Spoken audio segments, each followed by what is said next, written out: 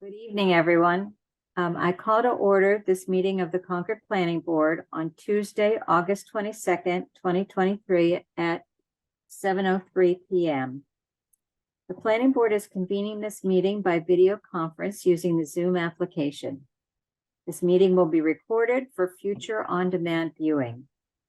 I'd like to welcome everyone attending the meeting and take attendance of members and staff.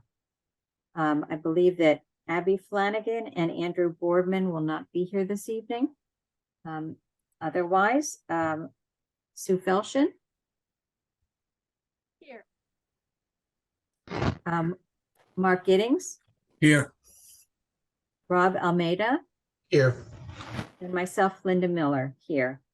And Town Planner, Elizabeth Hughes. Here. Hi.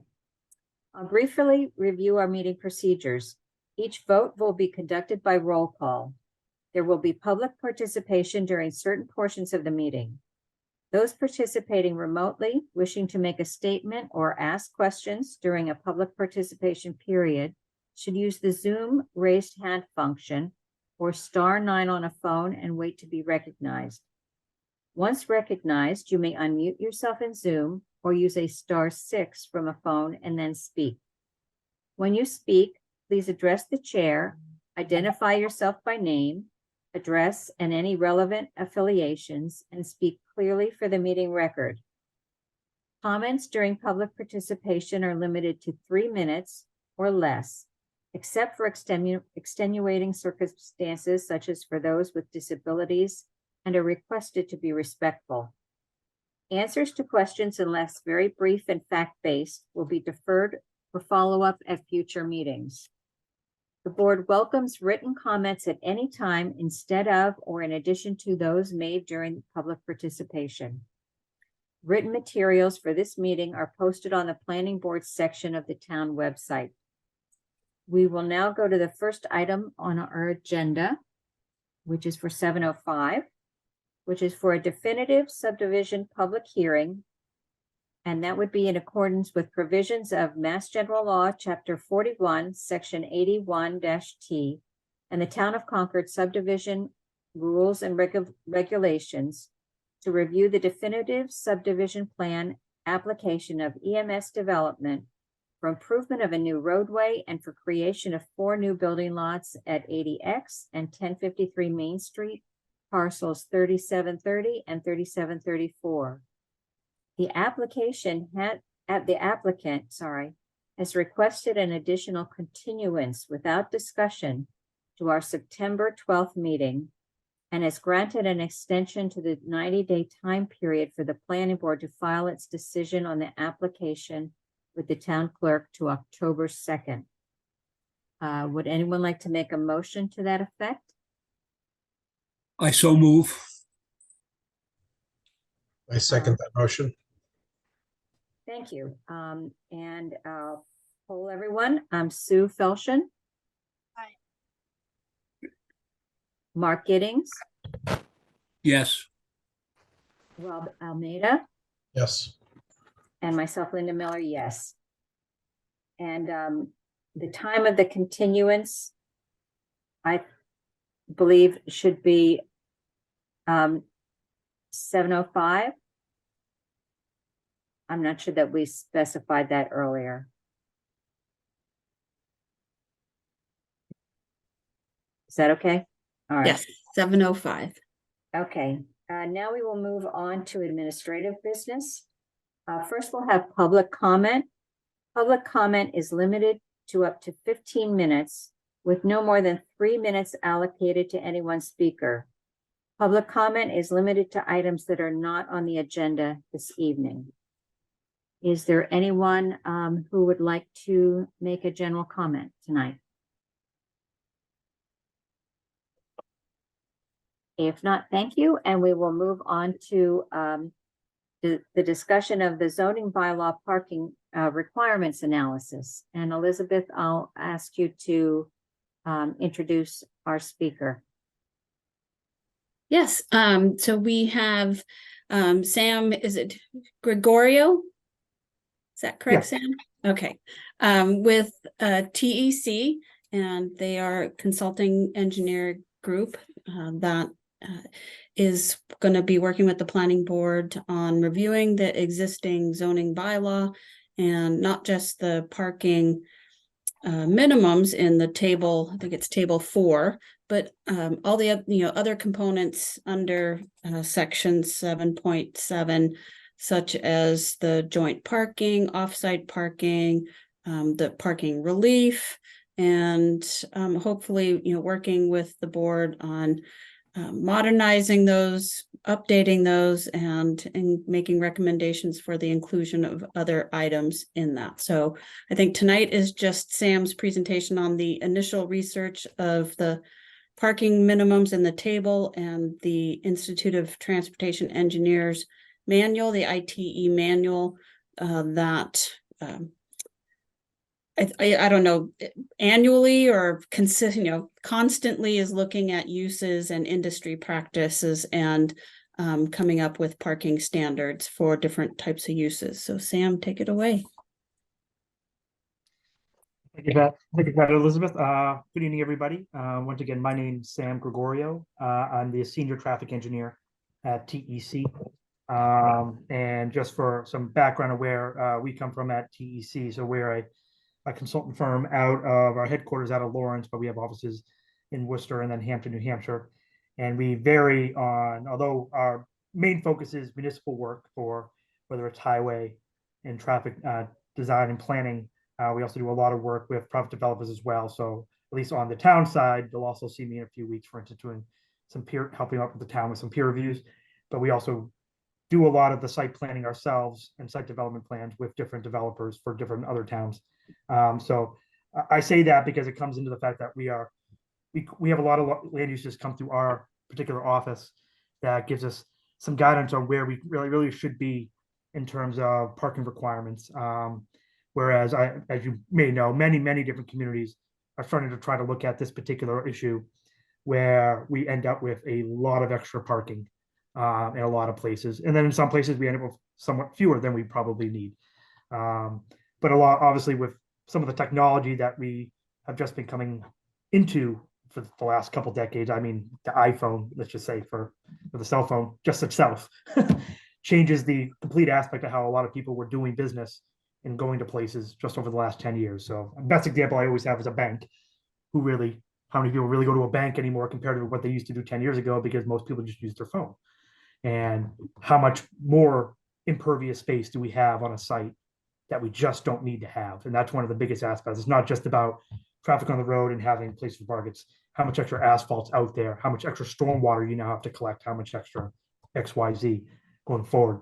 So as part of the analysis that we'll be doing with the town, and Elizabeth had mentioned some of it. So going through different comparisons of whether it be the other communities in the area and what they are currently doing, but then also looking at general demand standards that a couple different ways that we usually do it, from both the site development side or just the planning side when we're defining out roads. One of them, as was mentioned, the Institute of Transportation Engineers Trip Generation Manual. Right now on its 11th edition, which is a 2019 document. It's updated every couple of years. Probably got a couple more years until they do it again, only because COVID kind of ruined everything for a couple of years. But what that document really is, and I'm sure you've heard this document before, right now we'll be using the parking generation manual for this particular aspect, but I know the trip generation manual is what comes across your desk most of the time, because you see the traffic studies come in with most of these developments. And both the trip generation version of that document and the parking one, the one that we'll be focusing mostly on is this evaluation, which is in its 5th edition, where it's basically a document of just thousands of traffic counts. In the parking case, it's just thousands of parking counts at different facilities, different land uses, and it looks at the demand that's actually being used at these sites once they're developed. And it's looking at a couple different thresholds for that, whether it's just the average peak demand or the 85th percentile peak demand. Both of those meaning at the highest end of what that site's developing, what's the average one of that? So it's not the average parking, it's the average peak or the 80th percentile peak. And that's kind of where we try to gauge, at least on the private side, when I work for private developers, where we kind of want to be, where they don't necessarily maybe want to build to a certain amount. They know what they need to build to based on their former tenants, what they have being able to negotiate with different tenants and what they expect and what they see, because they don't necessarily want less parking. They want to have just enough to make sure that their site works, because more parking costs more. But on the town side as well, you don't necessarily want too much, because then you run into the impervious area problems, or the air problems of people circulating, trying to find empty spots, and a couple of things like that. So in the last couple of weeks since we've come on board, we started our comparisons to start looking at the initial data for this. And although we'll be looking at many other aspects of the zoning bylaw, whether it be the table 4, as we've been already talking about, or looking at the shared recommendations, looking at space sizing recommendations, if that's something that comes in for things like compact cars. But we've been looking at the general standards for the ITE manual and how that compares to what this town already has. And I believe, Elizabeth, correct me, I don't know if that got sent out to the board, the initial chart that TC put together. I know the text might be small, but it's part of that. And I don't know if you want me to share my screen with that. We're not going to go necessarily full in detail with it, but just to get an aspect of the kind of things we're looking at. Sure, you can I can share your share. screen. And probably have to blow it up. I'll zoom into a spot. So, for instance, a lot of this looking directly at what was in table 4 and starting to compare to what the typical land use that compares to it from that manual. And not everything is a direct one-to-one comparison. And we'll get into that in a minute when I discuss one of the things I think we should be looking at. But it gives a general comparison of what they see the demand as, not necessarily a supply side, which is what the zoning ordinance usually does, but looking at the actual demand that's typically seen from these manuals on different days of the week and by different types of variables. So obviously most of the time, for just like most buildings that we look at on these zoning boards, a lot of it's based off square footage, restaurants based off seats, and that manual basically does it the same way, but just in a demand sense.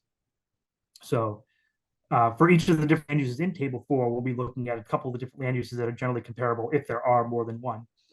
But it also allows us to bring up the question of what might be missing, one from the ITE manual, but also what might be missing from the town itself. And that might be as simple as where, and I'll use the best example I have here, which is, where did it go? The residential uses, for instance, where different types of residential uses have wildly different demand for parking.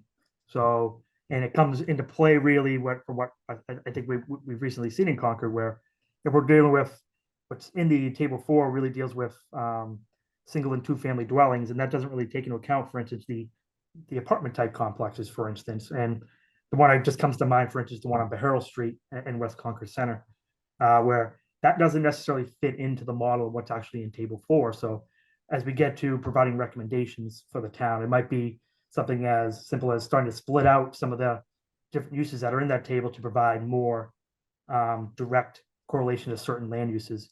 And that's, again, to provide, so, and I guess the best example is this, when you get to the single and 2 family dwellings, which a duplex, for instance, you're typically seeing that larger type families might be in those particular dwellings, not all of them, but most of them.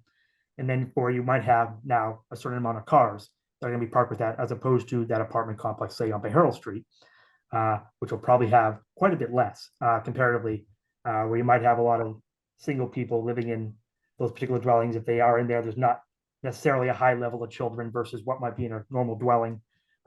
So therefore, you don't have like the 16-year-old with a car. So just looking at things like that, where we might be able to provide more specificity for the town.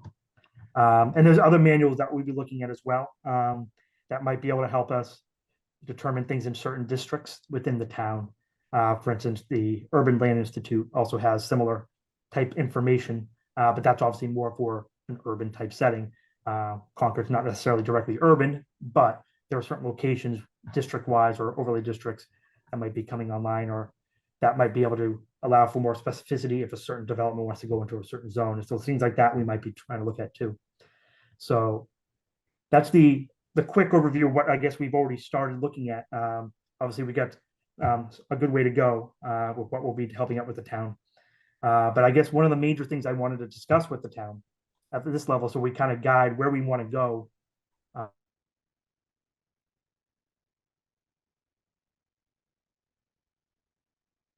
One of the questions I want to bring up for the town immediately is, are there certain land uses in the last few years, as everybody here has been on the board and going through a lot of these different developments, that you feel have been missing?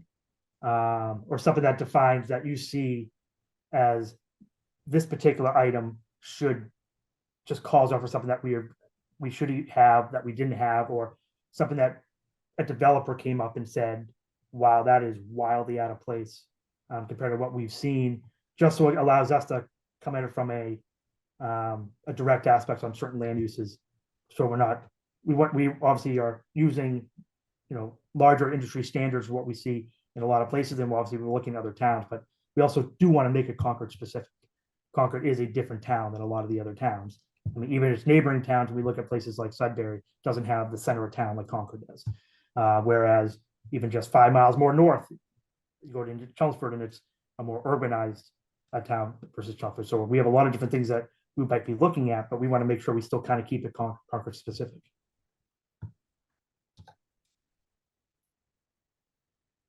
Well, I guess, I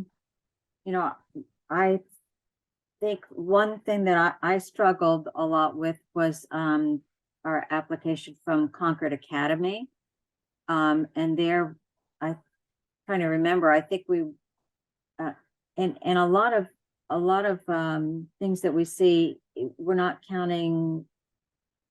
I don't really understand the rationale for why we're counting sometimes employees or students or faculty and staff, or, should we be counting square footage? I don't know how you would do that for a school, but then you have a school that has residences, staff people who live there all the time. So sort of how do you sort through a lot of complexity? Because it seems to me that many times things are not simple. We also have a lot of non-conforming businesses throughout town that have historically not had to have parking, and then a new business will come in and point to the old business, even though it is non-conforming, as having, sort of being treated differently. And we don't look at things on a gross basis, just on an individual basis. So how do you tell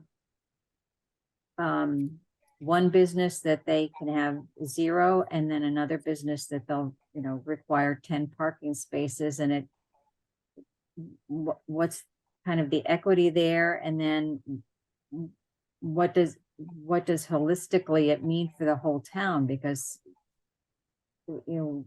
people, want to chip away everywhere. And it seems like you just can't have every non-conforming business. But go ahead, Elizabeth. Straighten me out. No, I think that's perfect. And Concord Academy was a great example, because there are sections in town where there's a lot of public parking, within that 5-minute walk, but people kind of don't realize that. But when somebody comes in like Concord Academy looking, it's like, here's all this, their consultant says, here's all this public parking, but people just have their anecdotal observation. Well, I couldn't park in front of Cafe Nero, so there can't be a lot of parking. That's one. But then the other thing I don't think our zoning bylaw does well is, from the use table, is that mixed use projects. Currently, if you have a mixed use project, the building commissioner goes to each of the individual uses in the table, calculates the parking for that. And so I think that's one of those other things where the boards are constantly seeing requests for relief from parking, because the bylaw does not do a good job with that type of joint use, mixed use concept. I think that's the other one. Yeah, I think that's good to know, because one of the things, for instance, on like the private side, for instance, if we were had that instances, and one thing that for instance, the IT manual actually does is it breaks out, not only gives you the demand numbers with peak demand, but it also does takes a lot of those counts that they have the data. Not everyone does, but a good percentage of the data that's in that manual, again, thousands and thousands of parking counts, is it breaks it down by time of day too, because a lot of these counts aren't done in a vacuum for an hour. They're done over a course of 24 hours for maybe 7 days a week, and all that data gets compiled into it. So what you're able to see is, let's say an office, it will tell you of that peak demand, how much of that is occupied space between 7 and 8 a.m., 8 to 9, 9 to 10, 10 to 11, and then providing that comparison to say, if you are mixed use, to the retail part that might be on that site, and it has a certain type of hours with that percentages, and then residential, which is completely the opposite, because it's people are parked at night, not during the day. So as for the private side, we'd approach that as we provide actually some of that demand data from ITE to whether it's asking for variances or waivers, or however the town happens to be doing it, whatever town we are in at the time, to show that as long as there's connectivity in the site, that people can use the parking spaces for all the land uses at the same time, which is not always the case, because if you have a big site, no one's walking 5 minutes across the parking lot, for instance. But it allows you to maybe use that shared of, well, if residential spaces are generally unoccupied. Once you get past 7, maybe there's only 30% left occupied. A lot of that space could be used by someone else. And so now, how does that fit into a zoning ordinance? It might be as simple as there's certain sections you could add into your zoning to say that there's discretion under maybe a section for waivers to say that if the applicant can provide X data to support, that the board has the ability. I don't know how it would be worded yet, because I'll talk to obviously some other people, but allows you to provide that support to them if there's credible data that can be easily verifiable to say that, yes, this was definitely okay. And that gets you out of maybe that mixed use sense of having just way too much parking, obviously, when you drive by in the middle of the day and you just see a bunch of empty spaces that are just not needed. So a lot of it's about additional sections you could end up just slipping into the zoning bylaw and how that's written to provide different things for shared use. And it doesn't have to be one thing. It could be based on the approval of X board. Here's one way you could do it. Here's one way you could do it. Maybe it's a little more broadly worded or more tightly worded, depending on how the board wants to approach. But there are things we could definitely add in that sense to help out the town. Yeah, because that's in there, but I don't think it's very up to date. And I think the other thing that the boards are seeing is those uses that are in like West Concord Village, right in Com Ave, where every residential unit having 2 cars is not the standard, and lots of parking. People in that type of village setting park and they walk to different places. They're not required to drive, because you're talking less than a 5-minute walk to go from Deborah's to a restaurant and so people don't get in the car and then travel. So, but because the zoning bylaw has these, minimums, somebody comes in and wants to do a project, next thing you know, they're asking for relief for 30 parking spaces, and everybody says, wow, you can't grant that. And it's like, well, that's not realistically how parking and parking spaces happen, and in that type of setting. So I think that's another thing that the board's been struggling with.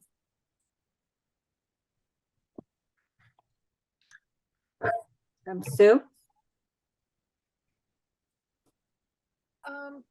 This overlaps a little with what you've heard already, but I feel that we really struggle with the issue of granting relief consistently. That clearly, we obviously know that our parking requirements are not in line with what they should be. So of course we grant relief, but then not only is there the issue of what the public sees of what is our basis for making this relief? But also there's the problem of, well, once you grant relief, it sets a precedent and everybody who's an applicant wants it. And I feel that we really need better metrics for when we would grant relief, and frankly, to have to grant relief less often because our table would be more in line. I feel that moving to a different topic, there is a lot of public parking in our downtown areas, and it is reasonable to grant relief on the basis of there being nearby public parking, and we do so. But I don't feel like we have any handle on, you can't grant everybody relief on the basis of the same public parking spaces added for every single business into the future, because eventually there won't be enough public parking places for the people who have already been dependent on them. And I don't feel that we have any way to be fair and consistent about that. It may be too soon to make projections about this, but I feel that we don't have any handle on the change in methods of working, particularly since the pandemic. But even a little bit before then, we've always been saying, well, residents are away during the day, and so of course you can have some shared parking. But what if residents are not, in fact, away during the day because they're working from home? And then this is perhaps a less urgent issue, but I feel it really relates to all the others in terms of what are our metrics anyway, which is whenever I look at the table, this is on the basis of employees and clients, this is on the basis of square feet, and it just, business X is one way and business Y is the other way, and I can't make heads or tails of why it's this way for a restaurant than that way for a manufacturing facility, and some other way for something that seems like it's exactly the same, only it's not. It drives me crazy. Yeah, that would, it does drive everybody, it drives me crazy as a traffic engineer too, by the way. So, but a lot of it actually is it's whether it's in the zoning ordinance or how we calculate based on, for instance, IT and what you saw on that table, is a lot of individual land uses just have the way that particular use is used. Something does speak out more. For instance, a restaurant, I would believe the number of seats is usually the best qualifier, for instance, as opposed to square footage. And we would do that when we do, like, if I'm doing the traffic study, for instance, or the parking study for that developer. And that's what I would do then, because that is the item that does draw the better data. So like when we use the IT manuals, it is a statistical manual, it gives you all the stats with it, things, the boring stuff from math class, the standard deviation, all that kind of stuff.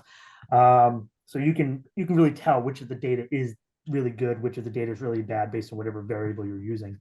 But I also think that speaks to more of one of the things that you're talking about is the need for maybe more specificity in some of the uses. So, spelling out instead of, retail, maybe there's 5 different categories of retail to be looked at, that can be more spread out. So you're not looking at, the hair salon versus the convenience store almost under the same. That might be a bad example, but something like that under the same title for what's actually in table 4. So, and that's something we'll be looking at as we look at other towns too, where, overall, as I've gone through, the couple different 100 different communities that I've worked different traffic studies in, I'd say Concord is a generally small amount of different land uses overall, compared to what you might see in other towns. I think there's a little over 20 or so that we have under the Concord list, versus some towns have literally like 80 and 90. And I'm not saying that you need that many.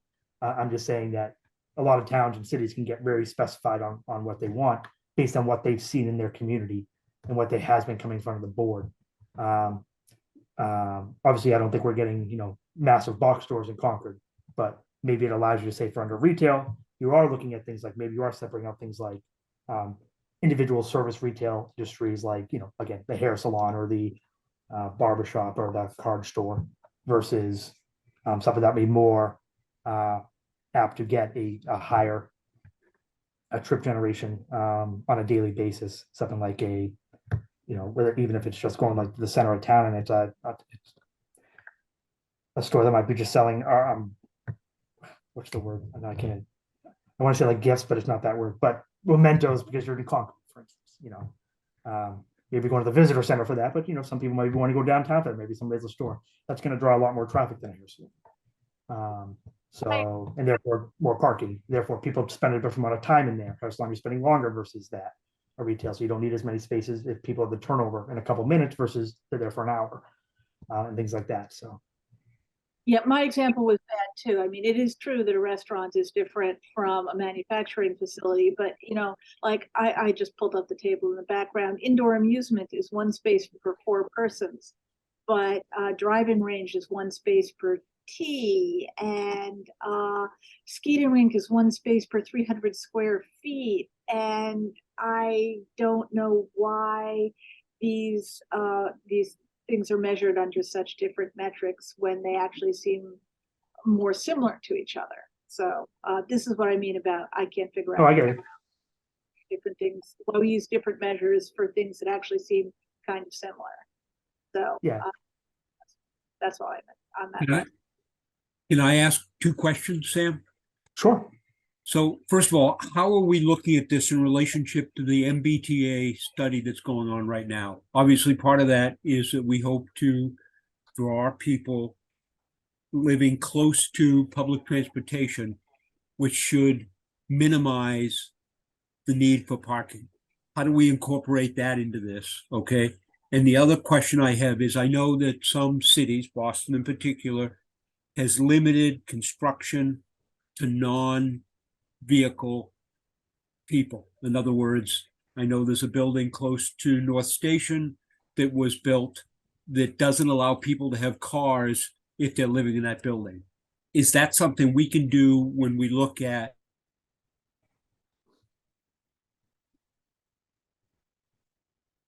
It's not just me, right? He's frozen with everybody. He's frozen. Okay. So to make sure it's not just me. That's not. Oh, you're back. There you Okay, back. there you go. Okay. So you froze at building in Boston where people are not allowed to have cars because there's no parking.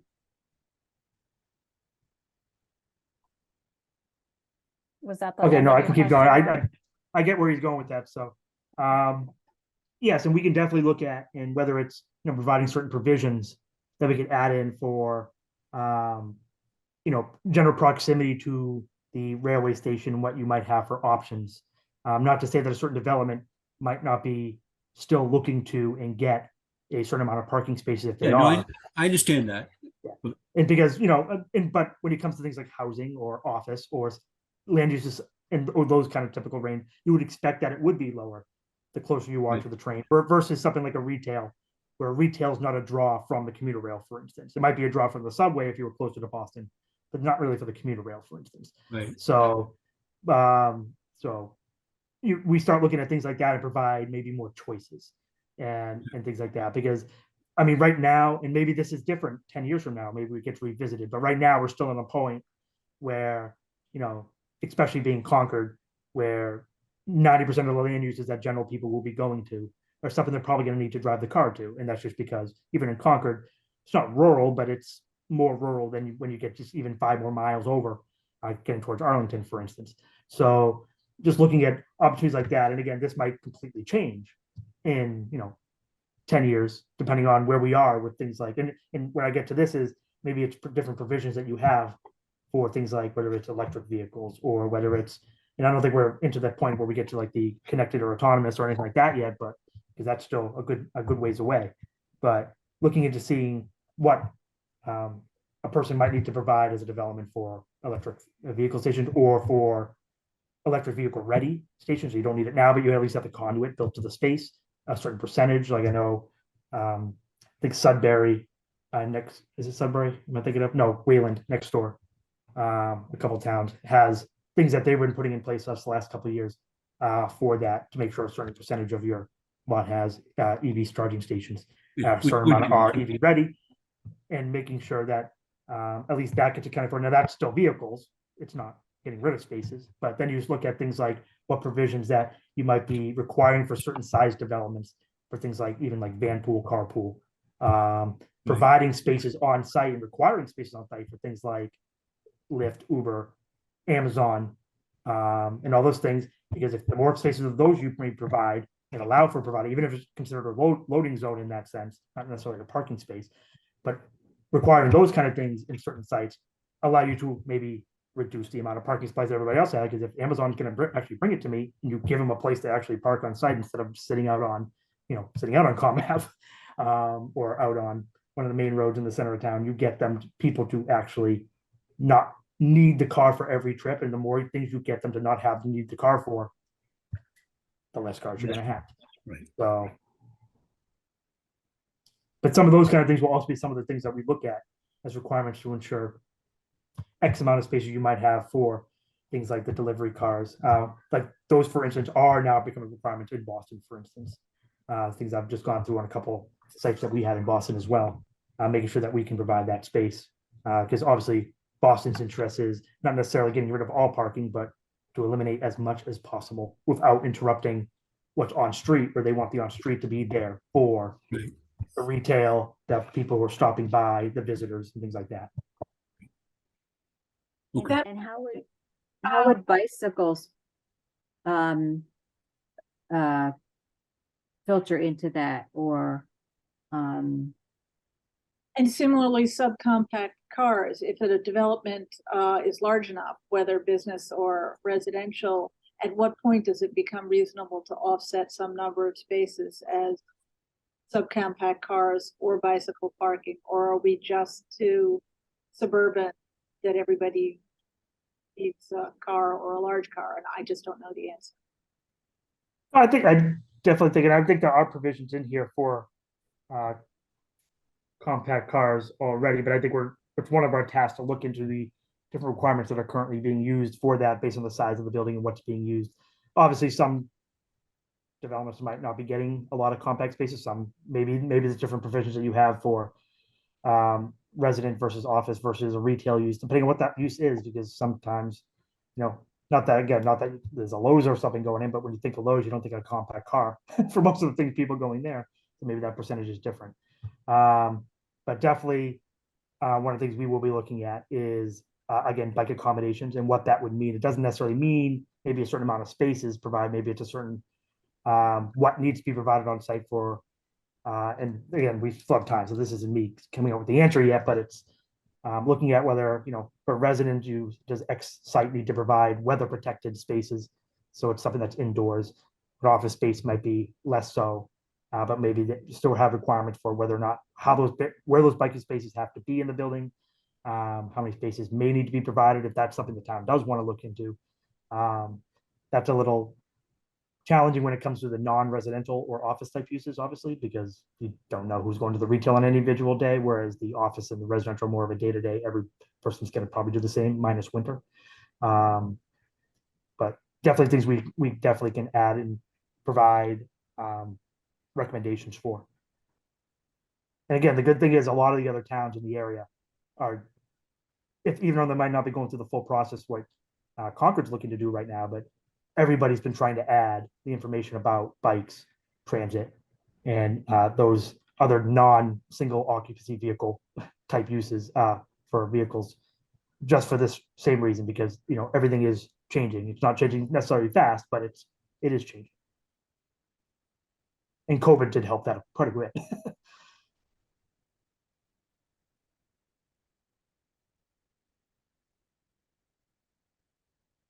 well, great. I guess if there are no more questions from the board, let's see if we have any public questions or comments as we go forward with the parking study. Yes, Carol Savoy. Yes, this is Carol Savoy at 61 Belknap Street. I had a couple questions. One was, as you go through your parking relief or your parking analysis, it was, are you going to take a look at, and I think somebody brought it up earlier, at Concord Academy, there was, parking relief there. There was parking relief at Emerson Umbrella. There was parking relief at Cafe Nero. There was parking relief just recently, I think, at that Center for the Arts or whatever downtown. So when you give all that parking relief, like Concord Academy, say, got 50 parking spots for parking relief because they were counting the spots on like Main Street there. If you're, have all these people with parking relief, are you, accounting for the accounting of all those, companies that got parking relief in your study? That's kind of number one. We'd like to see that. And, will no overnight parking be factored into your analysis is kind of the other piece. Concord doesn't allow overnight parking, I don't believe, on the streets, side streets, or even the metered streets. So I was just kind of interested if those two topics would be part of your analysis. So I can answer the first question. The scope of work for this study does not include, this is just looking at the current language in the zoning bylaw and the minimum parking standards in table 4 and all of the other different sections in the zoning bylaw. It does not include that type of full analysis of public parking and analysis of previous parking relief granted. Maybe if there, funds are available to, once this study is done, to expand on that, that's something that the board could look into, but that's not part of this scope. I'll add on to that, though, to say that what we would include in the scope is looking at what the language actually is in the bylaw comparative for, X amount of feet away from a certain business, how much on-street parking are you allowed to take credit for, if available? And then that language added on to that about forcing, for instance, pushing some of that task maybe on the particular developer that would be coming in front of the board and telling them, if you are going to use such measure or such part of the bylaw for that, you may be on the hook, and be worded a lot better than this, but be on the hook to prove the current demand or supply that's currently available on that on-street within a certain distance. So it's not necessarily fully on the board to use a parking study that might have been done. Let's say we do a parking study for what's being used in the center of town right now. After a year, that's completely out of date from what might have now gone in. So putting some of that onus now on developers through the actual language of the bylaw to force them to, you can do this, you can take credit, but you have to prove the ability to use that credit. And some of that language might not be in the bylaw right now. So it's all a conjecture about what they think is out there based on maybe a former study, and what a certain amount of parking space they think they need versus what they're actually going to use. So it's just about what language can be put in to the bylaw in that sense to maybe push some of that onto the developer, because we do have a lot of on-street parking spaces. Some of it can be utilized, some of it is underutilized in certain spots, but that doesn't necessarily, it's not necessarily going to be the same as it is today as it is going to be 1 year from now. So parking studies can only go so far. You want to make sure the bylaw has the language to support you being able to get that data in the future, if needed. Right, but I guess, the comment was, there's a lot of underutilized parking now. Well, that's anecdotal if you're not doing a parking study or you're not looking at what's already been given away to businesses as part of parking relief, and you're not including that you can't park overnight in Concord, right? Those are all factors that drive the capacity and availability of parking. So if you're going to change all the rules or, look at the rules and assess them, I think you need those data points, because otherwise you're just making arbitrary judgment of how much parking is available or not.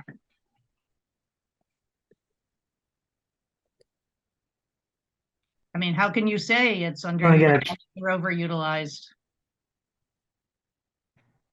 No, and that's why I'm sorry, go ahead. Do this on the basis of data gathered at many communities around the state of the country, or did I misunderstand what you said earlier? Well, I think what she's mentioning is that if, for instance, if we're providing a land use to come in right in the, right, I'll use the art center only because that was something that went to the board recently, and the art center using the ability that they had on-street parking in the area where they couldn't fit parking on site, for instance, and they provided data in their study to support how many spaces might be available at the time. So I think the language in the bylaw, the way that we could evaluate it in the future without having, because again, it's even if we have new data, that data is, once you get a couple months out, that data becomes obsolete. It becomes obsolete very quickly as more things come online. So where I think the bylaw could provide that general overview is we can provide certain waivers for that, and how it's worded will obviously be to come. But we can, the town will have the ability to provide waivers under certain circumstances, maybe in this sense, and that those circumstances might require X, Y, Z of the applicant. And one of those would be, for instance, do a parking count right now, and then the next person who comes in has to do a parking count right then, which will already have that person on top of it, and you kind of, you have to aggregate. Eventually, those, yes, we will find out when spaces run out in certain areas from that. But individual parking studies, commissions, for instance, on the town's behalf, very, very short intervals gets very costly very fast. So if you want to do it with language and kind of maybe potentially force it on developers, if they want to use that particular waiver route, and that's what they want to use, they should be the one providing the information to support that waiver, not necessarily the town. I have one question. I don't know that this was in the scope of the study or not, but I think it would be very informative, and that would be developing some insight into how much parking should be available for the MBTA, the two commuter rail stations we have. I mean, we do have public parking available there, but I think if I look back a couple of years ago, when there was a consideration of rezoning around the Thoreau Depot, there was a lot of confusion about how much parking we actually need in terms of the, supporting people being able to drive to the train station and take the train in to the city or out of town as well. And the same, I think, would be true in West Concord. We do have public parking there, but we don't know if those areas were to be redeveloped, how much public parking we really should make sure remains, or, and the MBTA isn't going to come to us and say, I mean, we don't have like rail stations and on table 4, and they're not going to apply for any waivers and not going to do any studies for us. So I don't know if that could be part of this or not, but it would be informative, I think. On that note, speaking of things that are probably out of scope, I've been wondering for a long time why it is that in West Concord, a portion of the MBTA parking lot is owned by the town. Another portion is owned by the MBTA or EOT. And the portion that's owned by the town is signed that you must have a permit.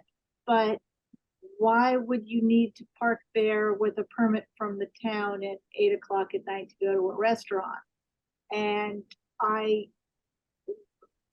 we don't have any information about why it is that way, or what would be a reasonable time of day to consider reserving it for commuters because they really need the lot, versus not reserving it for commuters because it's not the right time of day for them to need it. So definitely not part of the scope, but something I can follow up on, and it may just be a policy, or that can be reevaluated by the select board, but I'll find out. I don't know the answer. Okay, well then, out of scope, however, for tonight, for this day.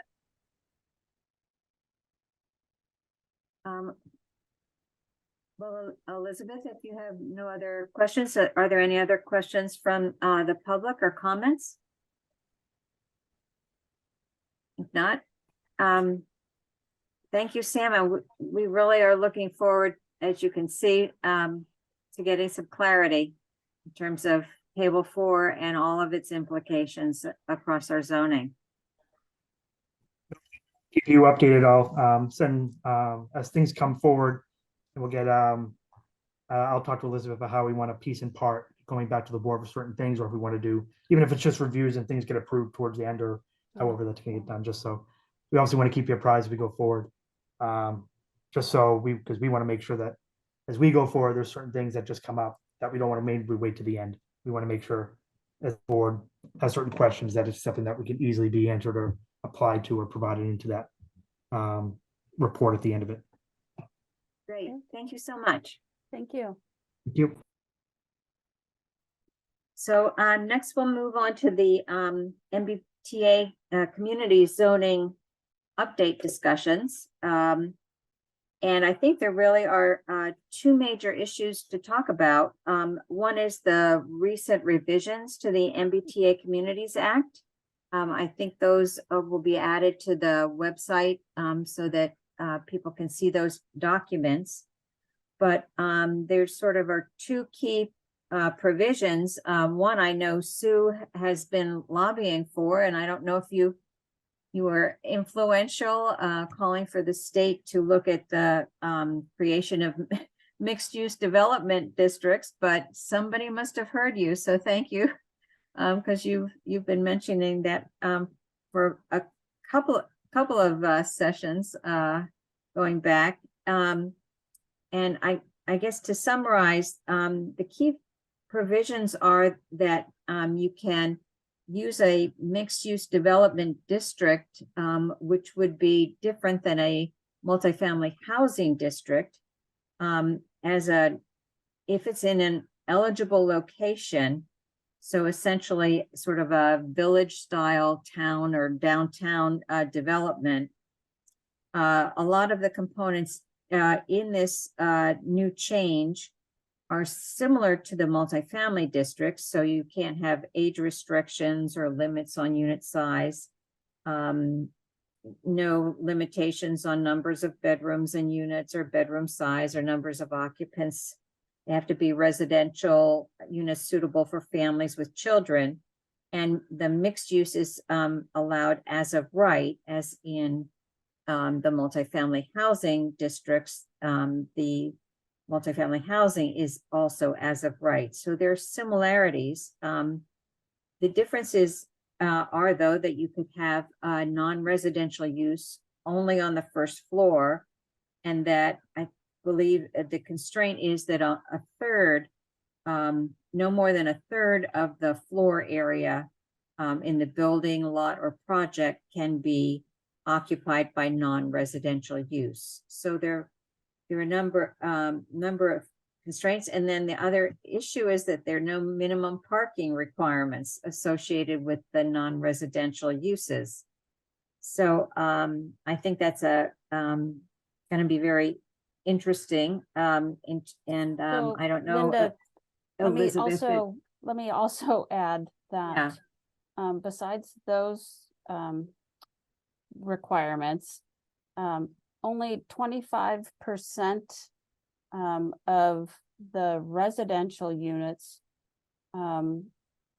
the capacity of a property, only 25% go towards our capacity requirement.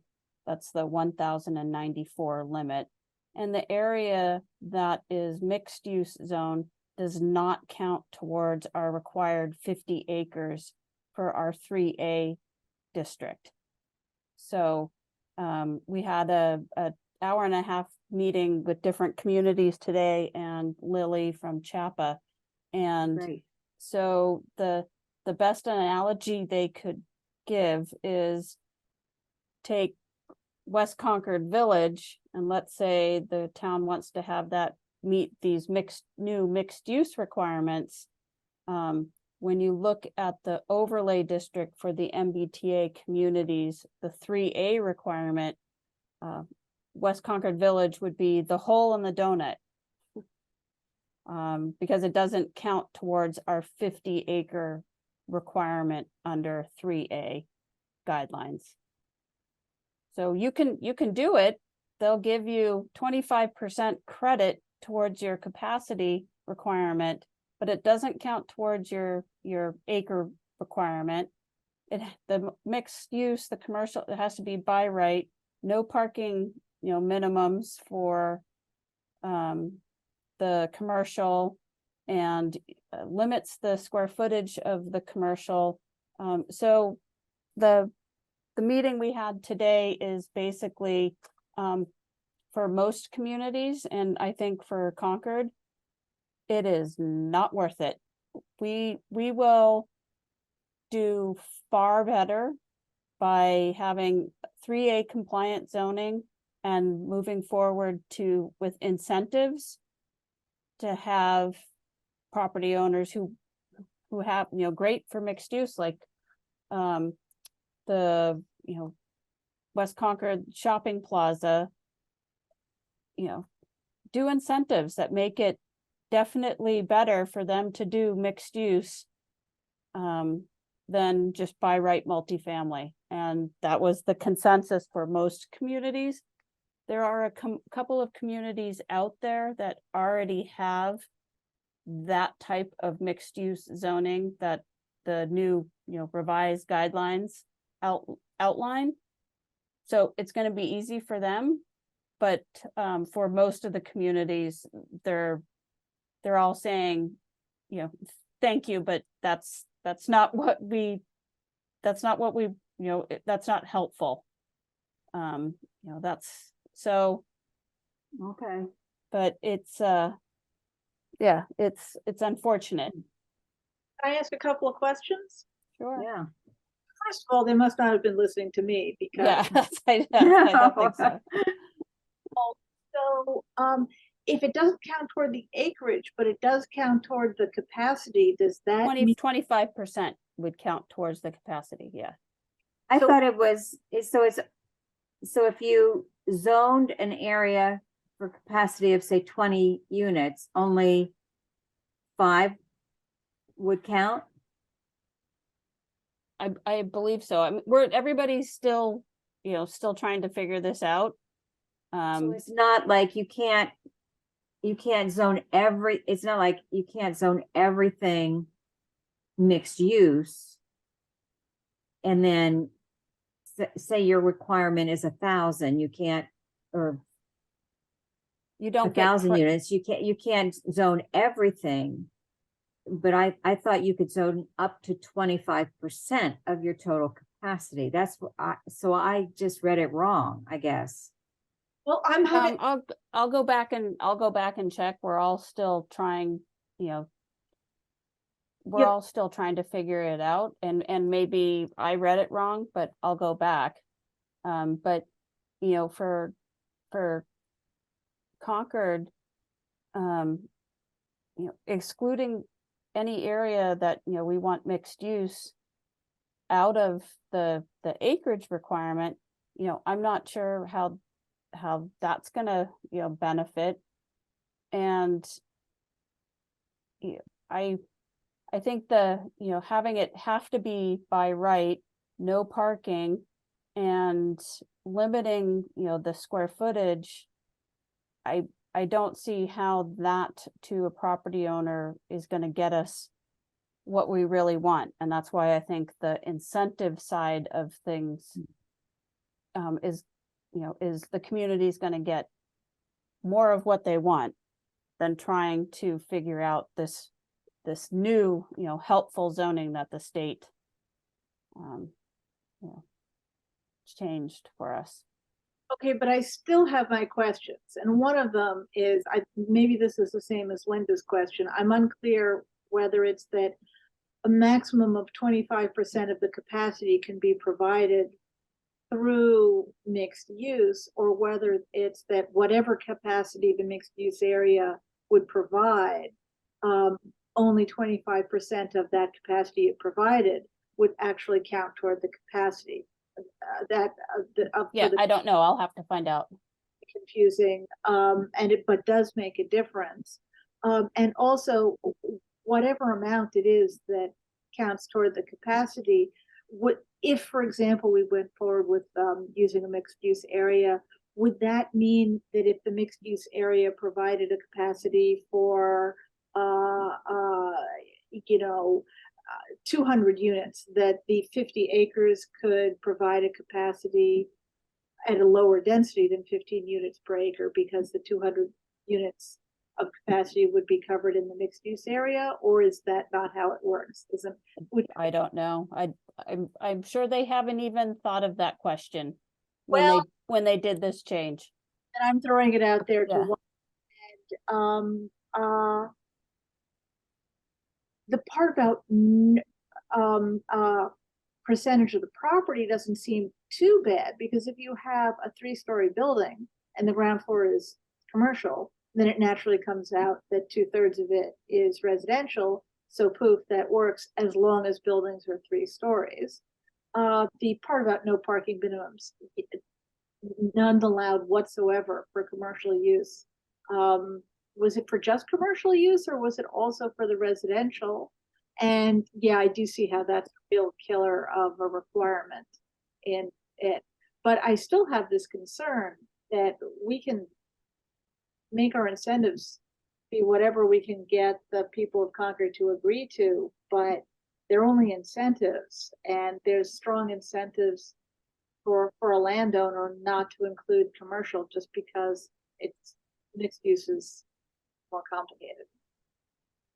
So it still worries me, I guess, is what I'm saying, that just as it has all along, to use commercial districts for satisfying our 3A requirement, because incentives are just incentives and they may not be taken up. And somebody could just take our commercial districts and turn them residential.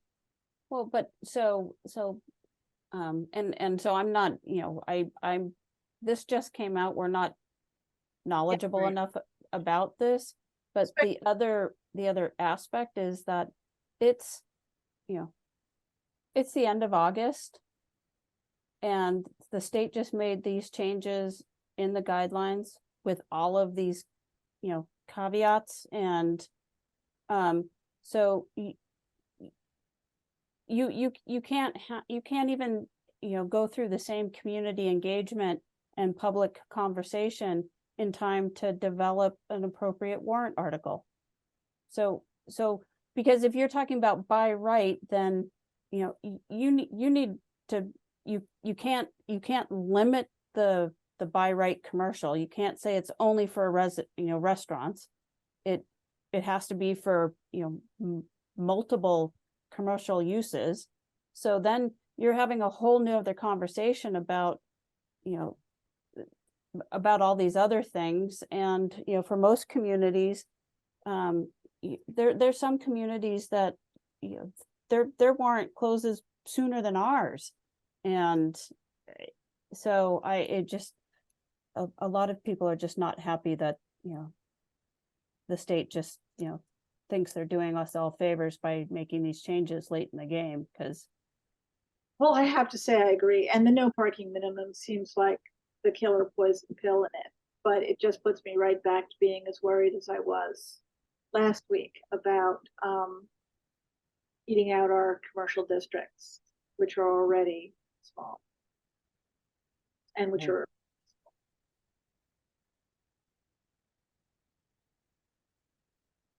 and then I think the other thing was that they added a number of other grant programs that you would have to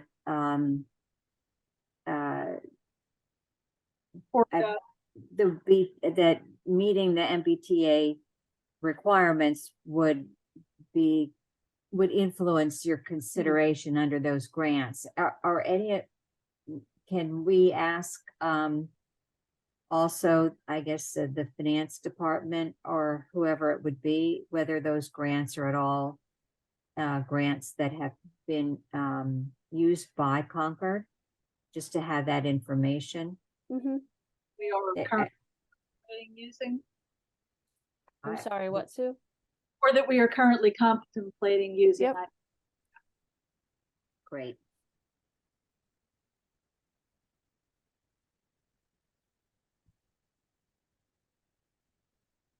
And then moving through the other big discussion item for the MBTA communities is that we have a meeting tomorrow in terms of the community's zoning update discussion, and that will focus on zoning standards and everything from building height, setbacks, open space, parking, affordable housing, and also I think we'll get a little sense of the online survey results to date and some of the analysis on a preliminary basis of sort of where the pins have been dropped. So Elizabeth, if you'd like to elaborate on that at all. No, that's Just to remind definitely it. everybody, that's where we're going. And then just any other thoughts, questions, comments from the board in terms of the MBTA process? Elizabeth, I know you've been, I was out of town for a while, but I know you've had a number of meetings. I don't know if you want to discuss anything that was interesting or informative, or where you've been, what you've been doing. I will just add at each one of the MBTA community connection hours that Aaron and I have been having, getting a few more and more people. So the last one last week we had at Neshoba Brook Bakery, and we had to move outside. Luckily it was a nice day, and we had 10 people. So it was it was good. There was just a lot of it still is just the understanding piece of it. But no, it was it was a good group. And so the next one is we're having just an online one tomorrow, and then I can't remember where the next ones are. Let me see where the next ones are after that. Well, it's good to know you're good for business in Concord. Support our local businesses. So after that, yeah, the next one is September 7th at the main library, and September 13th at the Fowler Library, and then September 19th at the Duncans in West Concord. Terrific, thank you. Yeah. Any questions from the public in terms of the MBTA? Oh, I'm sorry, Sue. I'll get clarification on something that you said earlier, Linda, about the units have to be suitable for families.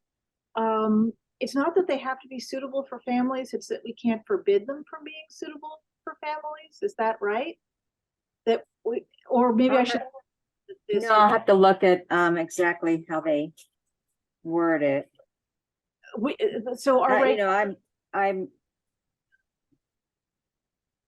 it's again, it's the capacity, not the actuality. If we zone that allows you to build units suitable for families of any number of children, and then somebody comes in and proposes Tokyo style coffin hotels or something like that, that would satisfy the regulation. It just says there are no age restrictions or limits on unit size, number of bedrooms, bedroom size, or number of occupants, and the residential units permitted are suitable for families with children. But one's permitted, not the actual units, but the what is permitted for units. Okay. Right. You can't say that this has to be seen over 55. Right. In the Right. zoning. But if somebody proposes an over 55 development, They can propose it. propose it if they feel like it, and they'll go through the process. Yep. Yeah, so it's similar to Similar. the multifamily housing requirements. Okay, just really confusing about the wording, as always, of Sorry. capacity and actuality. Yeah. Yeah. Right. Okay, and then any questions or comments from the public? Yes, Carol. Carol Savoy, 61 Belknap Street. Obviously the changes, I know you guys are just getting your hands around them, but they're very confusing. So, you know, as soon as you can share that with us, that would be greatly appreciated. And, I know that you were going to look into the new, you know, penalties, or if you want to say we would not be able to take advantage of those grants or whatever that they just came out with. It would be nice to know, you know, have we taken them in the past and how much money have we got from them? And in the future, how much money is available from them that we could take advantage of? I think those are the two important data points if we can find out what those programs are and how much money is available for Concord. Yeah, so I can check with finance department to see if they're able to track, you know, past grants. But as far as future, you know, grant awards, would not be able to answer that, because each year how much money is available in a grant program, you know, is set by the state depending on, you know, I don't know how they decide, you know, what the legislature puts in different grant programs, and then some grant programs, it's, you know, a minimum of, you know, this amount to each award, and other grant programs don't have minimums. And so I wouldn't be able to tell you information about future grant amounts. Okay. Yeah. Other than, you know, for like Mass Works grant, if Public Works were to go for a grant, you know, for the new water treatment facility, you know, they may know how much that's going to cost at this point, but you know, I'm currently looking at another Mass Trails grant, which I can't remember. I don't think that's on the list yet. So that, you know, right now there's certain staff is looking at a couple of different grants. So we may have some idea right now of things that we're going to apply for within the next few months. But you know, next year, I couldn't tell you that. Okay, no, that's helpful. Yeah, if we could find out how much we've received in the past, that would be helpful too. And can I ask a question that's sort of related? The development I guess there's a new development being proposed for like the paparazzi area. And there was that Dunkin' Donuts, I think, was approved or under consideration. And, you know, people, I think there was a letter in the Concord Bridge or something. People were complaining about the traffic on Baker Ave and Route 2 or whatever. Is anything being done about that intersection at all? Or is there any consideration of easing the traffic or something, or doing anything about traffic calming in that area? For Route 2 and Baker Ave extension? Yeah, I think the complaint was, you know, if you're trying to cross over on Baker Ave extension from Elm Street, it backs up, and the people coming out of Baker Ave and they're trying to get on Route 2 and go towards west, I guess, you know, it's at certain times of the day, the traffic is, you know, really tough, you know, to get around there. And I didn't know if there was anything you guys were like looking at, particularly since I think it was in relation to that 40B complex that's going to, you know, put more people into that Baker Ave, and therefore, you know, feeding out onto Route 2. And there was concern about that intersection. I don't know if you saw the letter. I think it was in the Concord Bridge. But just interested to see if you guys have had discussions or know anything about that. So I do know that the transportation agency for the state is looking at I don't know if they looked at that intersection. I know they did an audit of Main Street and Route 2 and Ornac and Route 2, a pedestrian audit, and I'm not sure if they were looking at that Route 2 and Baker Ave. But that's definitely something on at least the town's radar to have the state address, because there's no pedestrian, no pedestrian accommodations at that intersection. So when it got redesigned, I don't know how many years ago, they didn't put in, there's no crossing signals, there's no safe haven in the middle, there's no sidewalk on Baker Ave Extension side. So I know that is something that, at least planning and engineering are trying to get the state's transportation agency to look at that.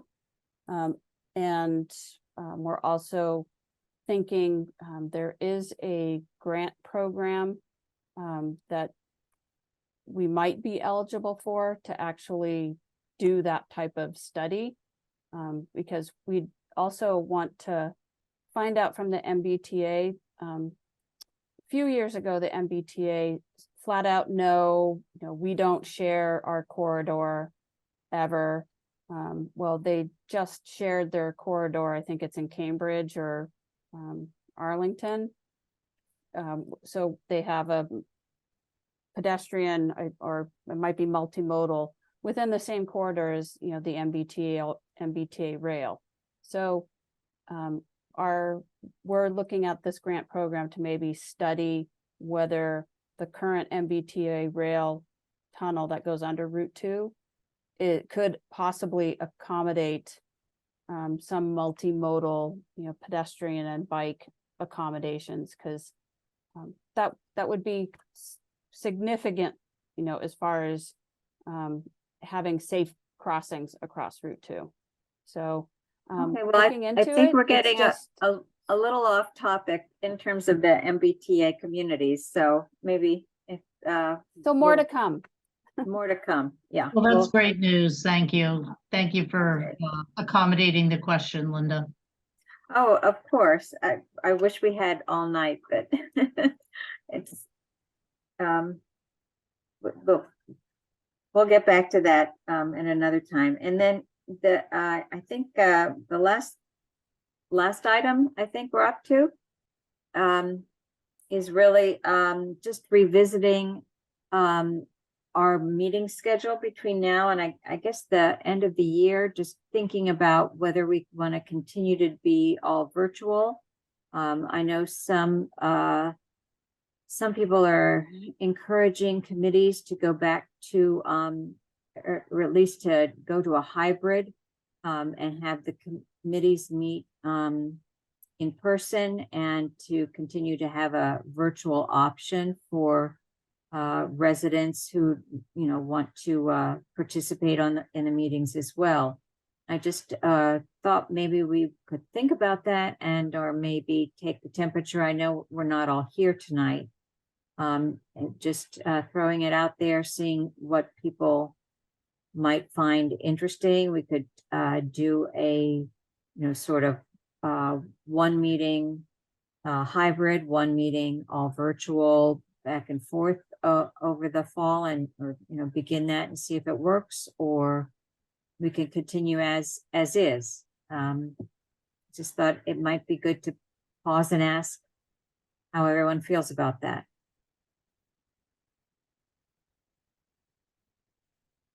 Yeah, I'm really on the fence. I see the advantages of virtual. I see the advantages of in person, and I'm very much on the fence. Okay. One fence sitter. Any other thoughts? I'm- Anybody want to? I'm a big fan of in person, at least once in a while. It gives us a better feel for, people's body language and just what's going on. So I vote that we do. I know a lot of people love the remote, but if we could do in person once in a while, I think it'd be good for us. Okay. I kind of echo what Mark's saying. I think, once in a while, having it in person does, have its benefits, especially for us, on the board, just to talk to each other face to face a little bit helps out too, not just, not only the public as well, but us as board members too. So I do like having the hybrid. It does provide me a little flexibility. With the kids, it's just easier, but again, we can make things work. We just have to, again, plan it, so, but like Mark, I think in person would be good as well.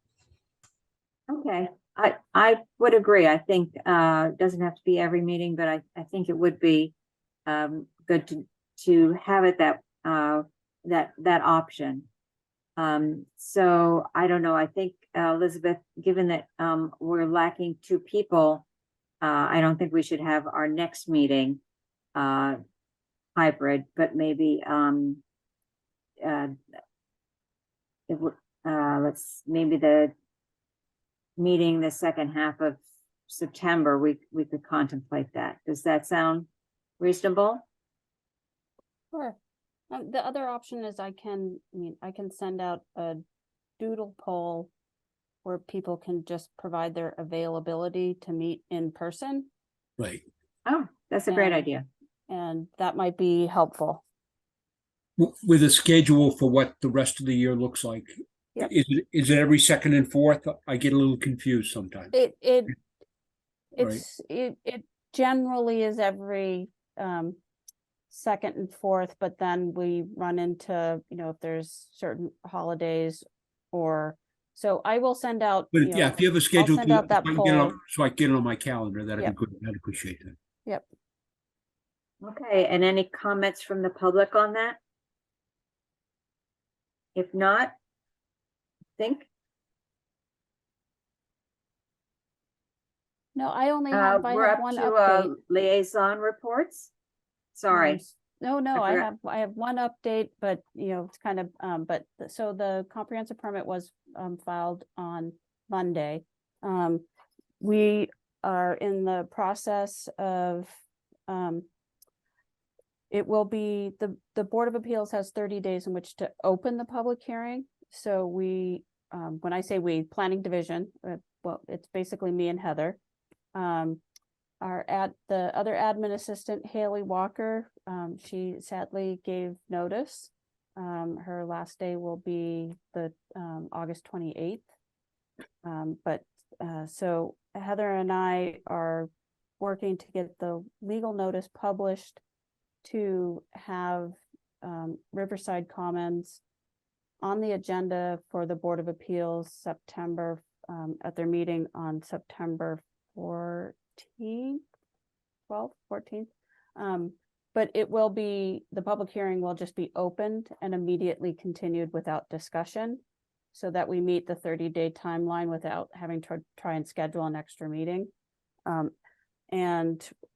already started working on getting outside consultants. The board will have an outside consultant for traffic, stormwater drainage, and the site work within the floodplain. So we're working on that. Also, tomorrow we'll be filing for technical assistance with Mass Housing Partnership to have a consultant who's well-versed in all of the 40Bs, can and can'ts, to assist the board working through this process, and working, with the board and the applicant.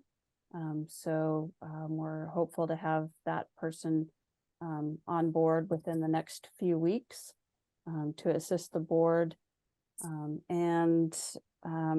Right now, the Board of Appeals, after speaking with the chair, will be looking to have a special meeting in October, specifically for the comprehensive permit. It will be a hybrid meeting with the board and the applicant in person at the Harvey Wheeler Community Center, either October 19th or the 26th. Is that right?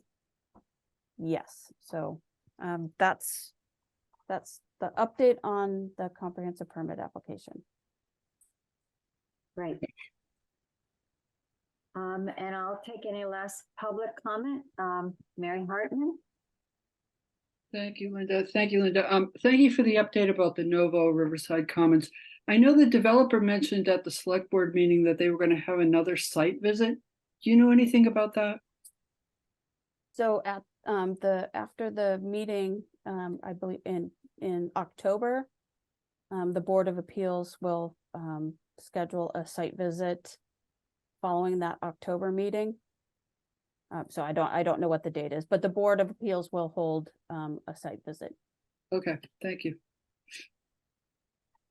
Okay. That's it, everyone. Good to see you, and have a good couple of days, and make sure you've put in your pins. And see you tomorrow night. Good night. Thanks, Linda. Cool.